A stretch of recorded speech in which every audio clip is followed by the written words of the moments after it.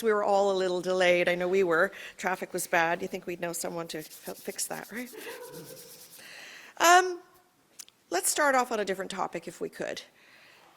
Doug Ford has spent this week reminding us of his long-standing support for Donald Trump, the president who wants to annex us, a president who said for years he wants to crush our economy with tariffs and wage a trade war.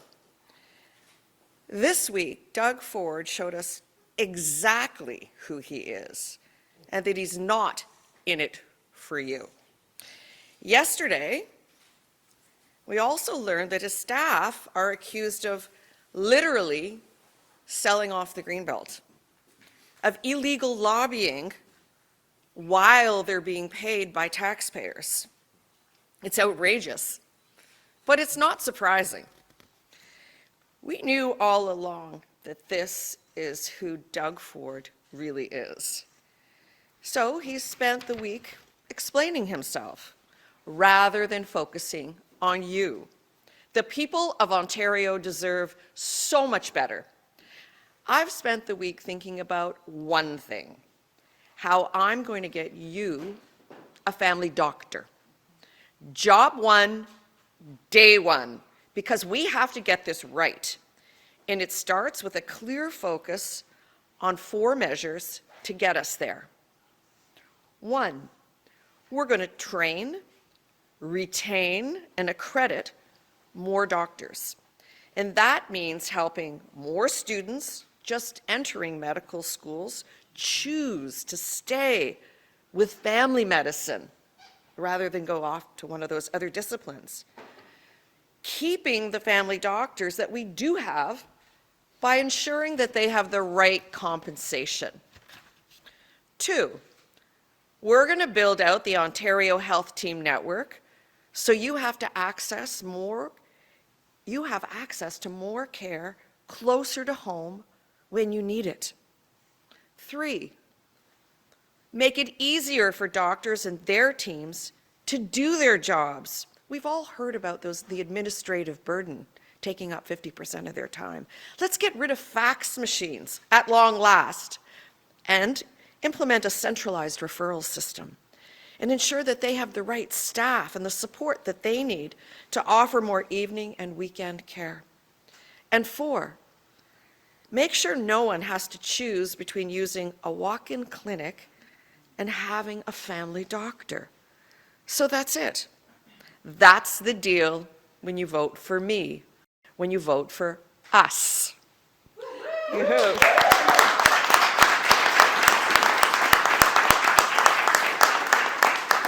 You'll get a family doctor within 4 years. That's our commitment.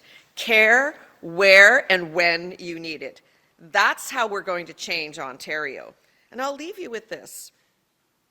I've been getting dozens of emails every day from people across this province sharing their healthcare horror stories.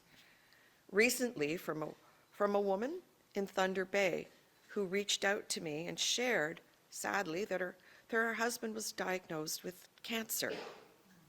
And they had tried for 5 years to get a family doctor so that they could get the testing done for him. But he never got that family doctor. So when he was finally diagnosed, it was too late. And his widow is now left wondering, what if they had gotten that family doctor? Would she still have her husband with her? And that's what the people of Ontario are facing. This is life or death now. And it's about time that we changed that. Thank you, everyone.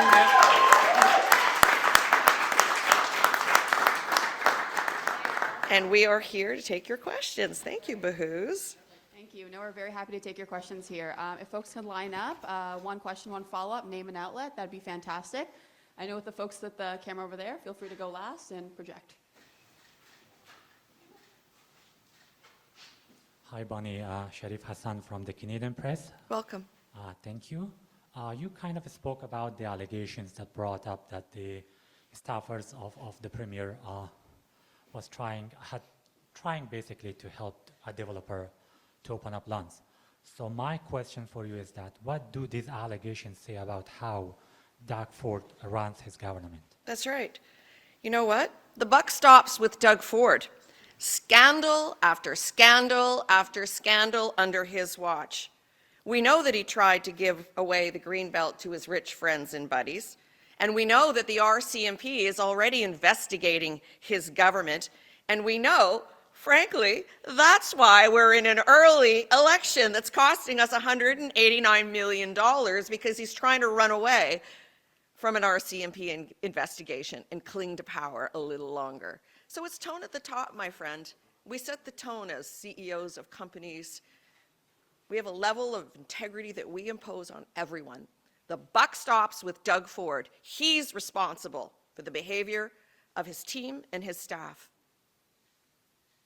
A follow-up question is, Bonnie, that when was the exact moment that you knew for sure that there's going to be an election in Ontario? Oh, the same moment you did. I'm asking these questions because I have seen in the past couple of days that opposition parties, including yours, are making announcements without sharing with the people how much those announcements would cost. So I wonder if Ford's announcements caught you so much by surprise that you have not developed your platform yet. Yeah, so certainly we have been unveiling measures, particularly our healthcare pledge. This is something that we have been working on for some time. I have always said that we're going to deliver 3 things, always said that. But of course, we had to put the meat behind the platform. It was a snap election call. He was musing about election calls. We didn't know when the timing would be. And let's remind everyone that the timing of the election was to be June 2026, because of course he has a majority government. And he can govern and pass any legislation he wants until June of 2026. So yes, while we were unveiling our ideas, our platform, yes, it's been a little bit abrupt to get it all costed. So let's just recap that Doug Ford said he'd end hallway medicine. He didn't get it done. He said he'd cut your taxes. He didn't get it done. He said he'd build 1.5 million homes. He didn't get it done, and we will. And that's what formed the basis of our platform, delivering a family doctor to you within 4 years, cutting your taxes, small business taxes, family taxes, taking the HST off your home heating and your hydro, and having a plan to make life affordable, but also to build affordable homes. So this has been we knew that this would be the substance of our platform, but you're quite right. Now we have to cost it. It was an abrupt snap election call. It was an opportunistic call. He's trying to cling to power, and he sees what was happening in the US as an opportunity to do that. How much money is being wasted on this election? Well, we know the election is costing $189 million to start with that could have been invested in your healthcare system. But just from the top of my head, I could calculate about $7 billion worth of waste.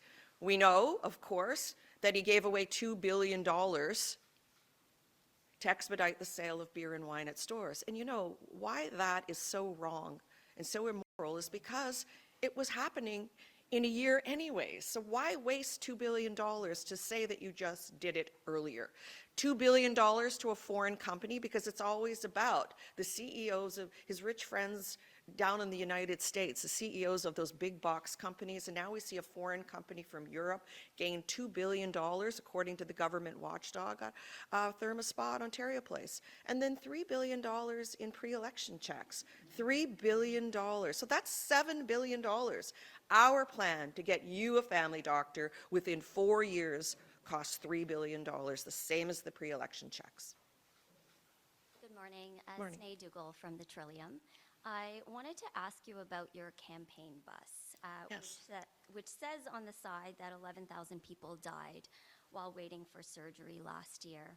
A union that was using the same figure told us that they're going to stop using it because it's wrong. According to data from Ontario Health, it's far less, around 1,600 people in 2023. And a lot of those patients were waiting for non-life-saving surgeries, so cataract breast removals, knee surgeries.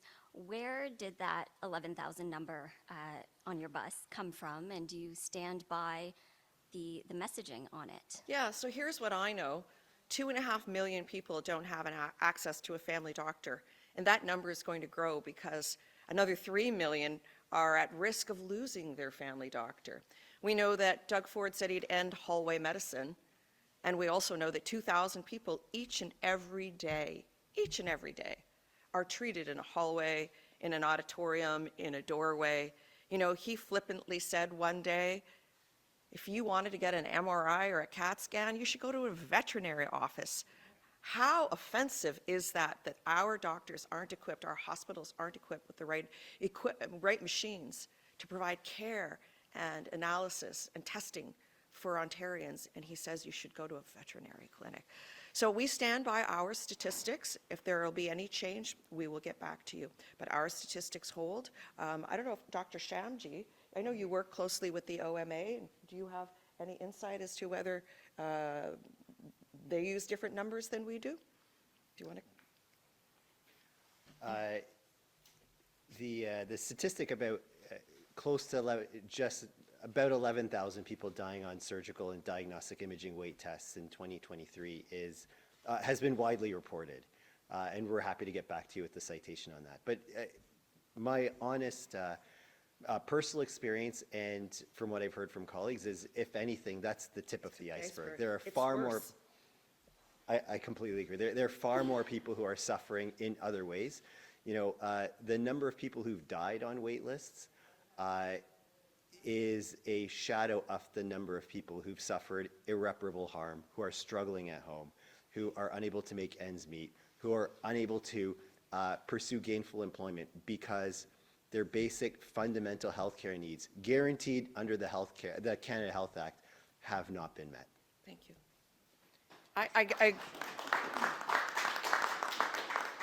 I agree with Dr. Shamji. I think this is the tip of the iceberg, and I think things are underreported and, frankly, far worse. You mentioned about the 11,000, including diagnostic scans as well. So what would you say, I mean, the bus references just surgeries. What would you say to those who might suggest that you're misleading Ontarians by just referencing surgeries where you're saying now it includes diagnostics? I speak to people each and every day, and we know how vitally is important to their lives having something basic like a family doctor is. And I know that 2.5 million people in Ontario don't have access to a family doctor or a family medical team. And that's our goal, to ensure the basics, to ensure we get it right, to ensure the fundamentals are met for people, to help them make their lives affordable again, to cut their taxes, and to help them afford a home once more. So each and every day, I speak to people. I make sure I go out and talk to people, whether in the grocery stores or the pharmacies. And they tell me how difficult life is right now. And the number one request I receive is, Bonnie, they knew me as their former Mayor Crombie, Bonnie, leader, do you know any doctor that might be signing up, registering new patients? We've gone without for too long, and we can't anymore. That is the number one request. And then they share with me how difficult their lives are. Young moms with little children trying to make ends meet, parents with autistic kids who are looking for assessment and treatment, seniors on fixed income, fixed pensions, and how difficult that is. Also not being able to access care and treatment, medical attention when they need it. That is the number one issue facing Ontarians today. And believe me, I think 11,000 is the tip of the iceberg.